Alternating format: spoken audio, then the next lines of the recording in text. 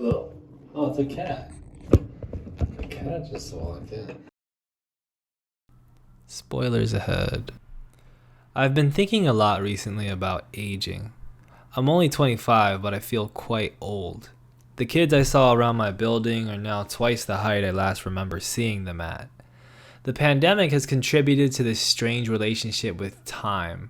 Of course, many feel like they've lost years of their youth, and I kinda do too. Even though I'm still technically young, 25 is an age where it stops being cute to be jobless, to follow your dreams, to deal with your growing pains. You're told now is the time you must be responsible, and whatever immaturity you still harbor should be hidden behind walls of security and accomplishment. And when you don't have as many walls as you'd like, it's hard not to feel like you've completely failed. Like the person you are at 25 is so much lesser than the person you wanted to be at that age. Turning Red is a 2022 Pixar film directed by Domi Shi, who also wrote the film alongside Julia Cho. It's awesome. Many have discussed its strong Asian representation, its heartwarming subplots, and its morals of dealing with growing pains while appreciating your youth. That last idea sticks with a lot of people. I think it's become customary for 20 somethings like me to break out our house slippers and walking sticks early and constantly talk about youth. How much we miss our younger days, how different kids are now, how much they need to appreciate what they have. The thing is, I remember being a kid well enough to know that it sucks, and that being in your 20s is way better. To be a child from toddlerdom to teenage years is to constantly be learning while not being able to discern what needs to be unlearned. Few, if any, family structures are strong enough to lay a great foundation for a human being to grow upon for the rest of their lives. If such families do exist, children of immigrants like myself or Turning Red's Maylin certainly don't know of them. You don't have to come from a broken home to have parental baggage and childhood trauma. There's a scene early in the film wherein Mei Lin has to walk back into school not only after being severely embarrassed by her mother to the schadenfreudig joy of her classmates, but also while hiding a disastrous secret impossible to explain. Maybe it didn't hit others this way, but for me, just the horror of that first person perspective, watching kids hustle, bustle, flock to each other and mock each other in that gray hallway, that cold marble floor. It's a cinematic trope because it's horrifying. Anyone can relate to that dread. Maylin is an incredibly apt student and worker whose own hustle is focused on gaining the approval and perhaps the placidity of Ming, her helicopter mom. Ming is not evil, much like Abuela Alma isn't evil in Encanto, but she constantly burdens and traumatizes Maylin because of her desire to protect her.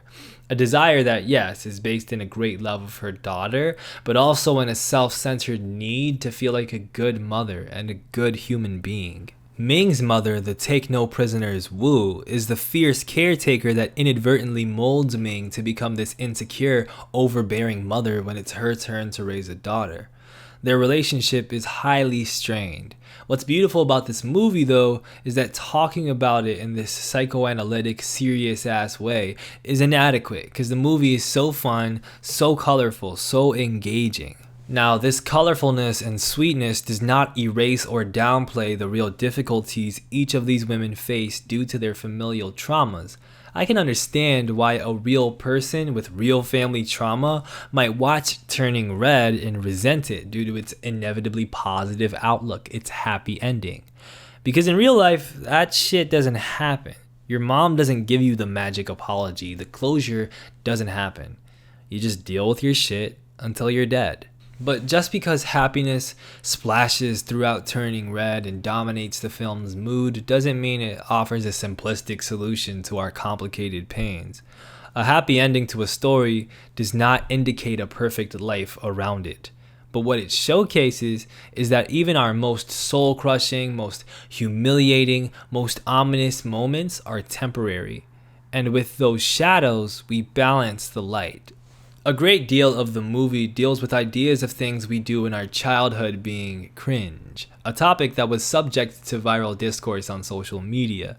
The adage that we shouldn't kill the part of ourselves that is cringe, but kill the part of ourselves that cringes is a strong one. But why do we cringe in the first place? What makes the silly, unself-aware behaviors we take up in childhood something we should feel ashamed of or something we should turn away from? Early on, Mei Lin draws a generic fictional boy, then places his visage as similar to a boy she knows but is not at all attracted to. She thinks. As she continues her drawing, she gives him chiseled abs and prominent biceps. She draws him as a mermaid. She's very randomly into mermen, which presents an interesting typification in the film of red, fiery women and blue men, strong girls and soft boys. She draws him hugging her. She goes mad with adoration over him, but not because of a moment she shares with him or around him, but because of her own depiction of him. She creates the boy, Devon, in essence as a fan art version of himself and falls in love with that fictional possibility.